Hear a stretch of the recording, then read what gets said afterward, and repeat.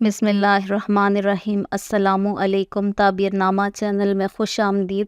خواب میں نہر دکھنا۔ حضرت ابن سیرین رحمۃ اللہ علیہ فرماتے ہیں کہ بڑی نہر خواب میں بڑا آدمی ہے۔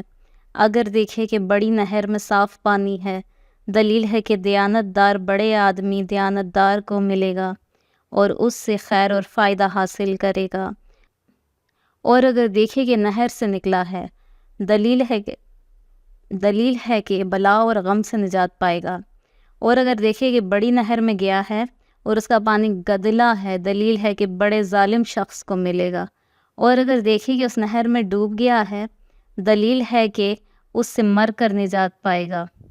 حضرت دانیال علیہ السلام فرماتے ہیں کہ بڑی نہر وزیر ہے، اور اگر دیکھے کہ بڑی نہر خشک ہو گئی ہے، دلیل ہے کہ وزیر موقوف ہوگا۔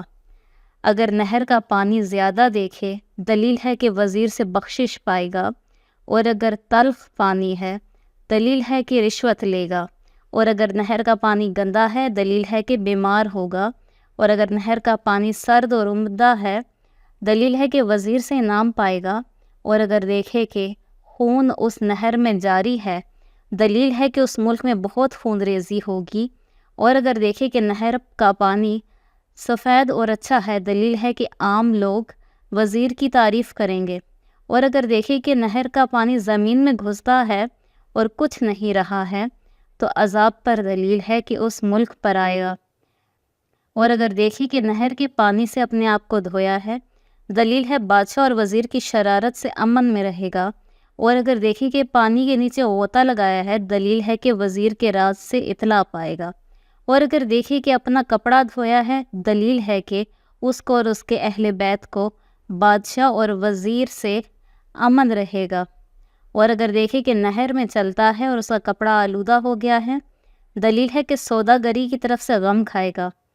حضرت ابراہیم کرمانی رحمۃ اللہ علیہ فرماتے ہیں، اگر نہر دجلہ خواب میں دیکھے تو خلیفہ بنے گا، اور اگر فرات دیکھے تو ملک شام کا بادشاہ ہوگا۔